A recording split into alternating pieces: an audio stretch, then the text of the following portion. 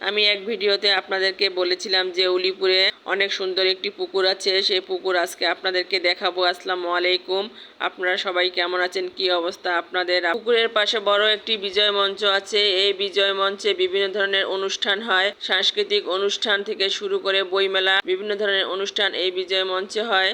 বিজয় মঞ্চটি আসলে অনেক বড়, সুন্দর করে সাজাচ্ছে, মনে হচ্ছে কোনো অনুষ্ঠান হবে। এই বিজয় মঞ্চের সামনে বিশাল একটি ফাঁকা জায়গা আছে। এই জায়গাটিতে সপ্তাহে 2 দিন হাট বসে। উলিপুরে বৃহস্পতিবার ও সোমবার করে হাট হয়। বিজয় মঞ্চের পাশে শহীদ মিনার আছে। এই শহীদ মিনারটি অনেক সুন্দর, আমার ছোটবেলা থেকে এই শহীদ মিনার দেখে আসছি। শহীদ মিনারের পাশে গার্লস স্কুল আছে, সরকারি গার্লস স্কুল।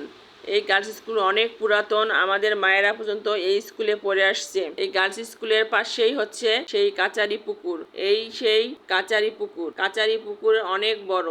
এই পুকুরের চারপাশে পাকা করে সুন্দর করে সিঁড়ি বাঁধানো আছে, সেটা আপনারা দেখতেই পাচ্ছেন, এবং রেলিং দেয়া আছে। পুকুরটিতে অনেক নিরাপদ, তাই 4 সাইডে বাচ্চারা এসে ঘুরে বেড়ালেও সমস্যা হয় না, কারণ রেলিং দেয়া আছে। এই পুকুরটি ছেলেমেয়েদের বিনোদনের জন্য সবচেয়ে বড় উপযোগী। এখানে অনেক সময় পাস করা যায়।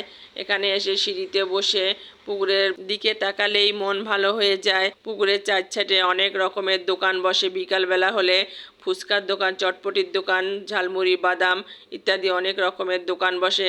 আজকে জানি কোনো অনুষ্ঠান আছে, তাই পুকুরটি সাজাচ্ছে ছেলেরা। বিভিন্ন রকম দাগ কেটে কেটে মোমবাতি দিয়ে পুকুরটি সাজাচ্ছে। পুকুরটির পাশে একটি বড় মসজিদ আছে, কিন্তু মসজিদটা আমি ভিডিও করিনি, হয়তো আমার একটু ভুলও হয়ে গেছে। ভিডিও করাটা হয়তো উচিত ছিল, কিন্তু করা হয়নি। পুকুরের পাশে উলিপুর সরকারি গার্লস স্কুলের কথা আমি বলেছিলাম। এই সেই উলিপুর সরকারি গার্লস স্কুল। এই স্কুলে অনেক স্টুডেন্ট। স্কুলটি আগে এত উন্নত ছিল না, এখন অনেক বড় বড় ভবন হয়েছে স্কুলে।